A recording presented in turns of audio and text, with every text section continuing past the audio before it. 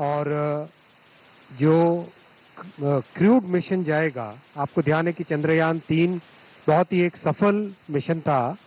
जो preparatory steps होते हैं, उन सारे प्रिपरेटरी स्टेप्स को आज अप्रूवल दिया गया और 2 सेपरेट स्पेसक्राफ्ट स्टैक्स लॉन्च किए जाएंगे। लूनर सरफेस पे लैंड करना, उसके सैंपल्स लेना और वापस लेके आने का, ये सारा इस मिशन में ध्यान रखा जाएगा। और ये एक बहुत ही बड़ी ऐतिहासिक चीज़ है, क्योंकि मिशन लैंड करवाना अपने आप में एक बहुत बड़ी उपलब्धि थी। अब मिशन लैंड करने के बाद में चंद्रयान को रिटर्न करना, that itself will be a very big thing. आज इसरो के चेयरमैन साहब भी यहाँ पे प्रेजेंट हैं। कोई भी क्वेश्चंस होंगे डिटेल तो वो भी आपके सामने ले सकेंगे। वीनस ऑर्बिटर मिशन का भी अप्रूवल हुआ है। ये एक बहुत बड़ी उपलब्धि थी। अब मिशन लैंड करने के बाद में चंद्रयान ऑर्बिट करना और जो वीनस का एटमॉस्फेयर है उसमें प्रोब, आप जानते हैं कि Venus is the second next planet from sun, और ये अर्थ का ट्विन कहलाता है।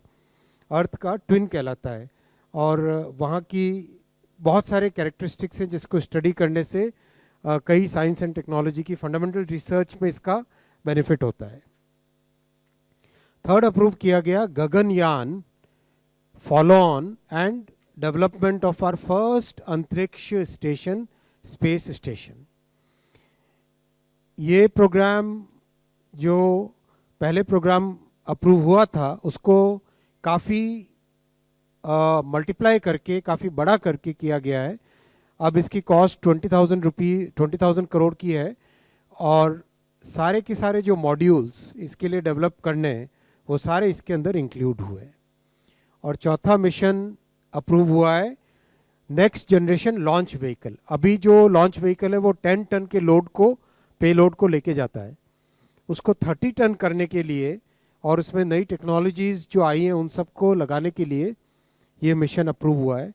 सब मिशन टाइम बाउंड है और इन सब पे बहुत अच्छी प्रोग्रेस है। और भारत के, हमारे स्पेस के साइंटिस्ट्स और भारत के जो वैज्ञानिक हैं, इनकी जो बड़ी उपलब्धि है, प्रधानमंत्री श्री नरेंद्र मोदी जी के नेतृत्व का जो दूरदर्शी विजन है, उसका बहुत बड़ा हिस्सा है ये स्पेस के प्रोग्राम्स।